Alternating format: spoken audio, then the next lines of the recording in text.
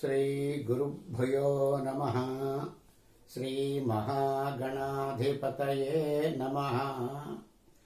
అంకముజేరి శైలతనయాస్తన దుగ్ధములను వేళ బాల్యాంక విచేష్టితుండై అవ్వలించం గవళింపబూని యావంక కుచంబుగానక అహివల్లభారముగా అంకెడివ్రే మృణాల అంకుర శంకనంటెడు గజాశ్చునిగుల్తు అభీష్ట సిద్ధికిన్. అయ్యా, తెలుగువారందరికీ కూడా శ్రీ శార్వరీనామ సంవత్సర ఉగాది శుభాకాంక్షలు. నేటి నుండి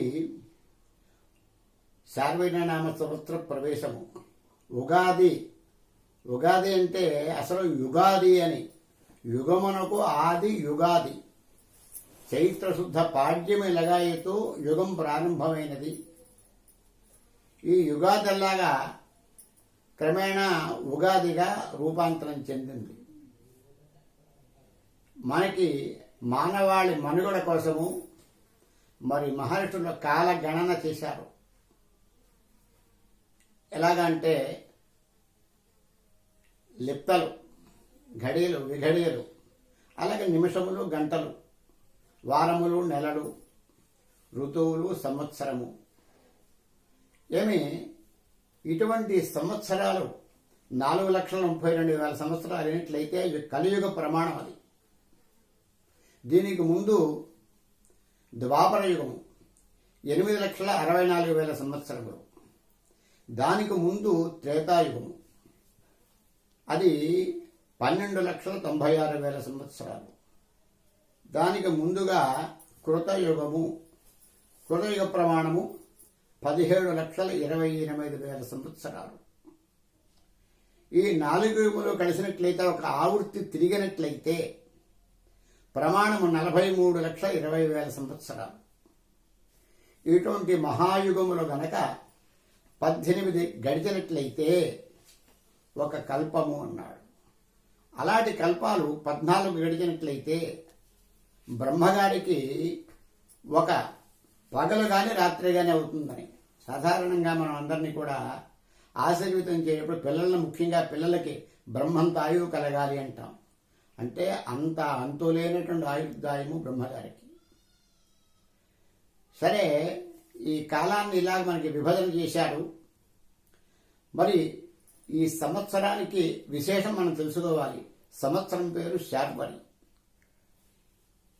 దీనికి మనం ఈ రోజున ముఖ్యంగా పంచాంగ పఠనం, పంచాంగ శ్రవణము చేయాలి. పంచాంగం అనగా 5 విషయాల్ని తెలియజేసేటటువంటిది అని. తిథి, వారము, నక్షత్రము, యోగము, కరణము, మొత్తం 5 విషయాలు. వీటి వల్ల ఫలితం ఏమిటయ్యా అన్నట్లయితే, తిథ్యాత్ శ్రియమాప్నోతి, నక్షత్రాద్ యశోవర్ధనం, కరణాత్ కార్యసిద్ధిశ్చ, యోగాద్రోగ నివారణం అన్నాడు. తిథి తెలియడం వల్ల శ్రియమాప్నోతి, కీర్తి పెరుగుతుందయ్యా అన్నాడు. వారాద్ ఆయుష్యం దదామి, ఈ వారము తెలియడం వల్ల, ఇవాళ బుధవారం అని మనకి తెలియడం వల్ల ఆయుష్ పెరుగుతుందయ్యా అన్నాడు. నక్షత్రాత్ యశోవర్ధనం, ఈ నక్షత్రం తెలియడం వల్ల యశస్సు, కీర్తి పెరుగుతుందయ్యా అన్నాడు. యోగాద్రోగ నివారణం, యోగం తెలియడం వల్ల అనారోగ్యం తొలగిపోతుందయ్యా అన్నాడు. కరణాత్ కార్యసిద్ధిశ్చ, కరణం తెలియడం వల్ల కార్యసిద్ధి కలుగుతుంది. 5 విషయాలని చెప్పుతోంది కాబట్టి దీన్ని పంచాంగము అన్నారు. అయితే ఇక మనకి ముఖ్యంగా ఈ శార్వరీనామ సంవత్సరానికి మనంతా కలిసి స్వాగతం పలుకుదాం. శ్రీ శార్వరీనామ సంవత్సరం మనకు స్వాగతం, స్వాగతాంజలి.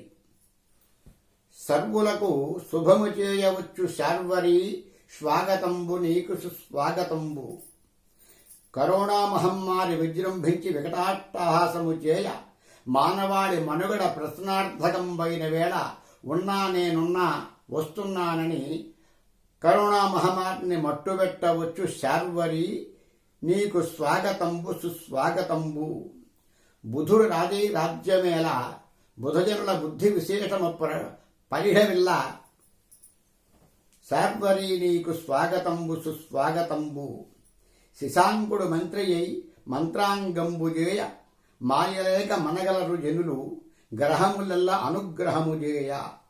సాధుజనుల పాల సౌభాగ్యంబై వచ్చు శార్వరి స్వాగతంబు నీకు సుస్వాగతంబు. స్వాగతంబున పలుకుచుంటి స్వాగతంబు నీకు సుస్వాగతంబు. శార్వరీ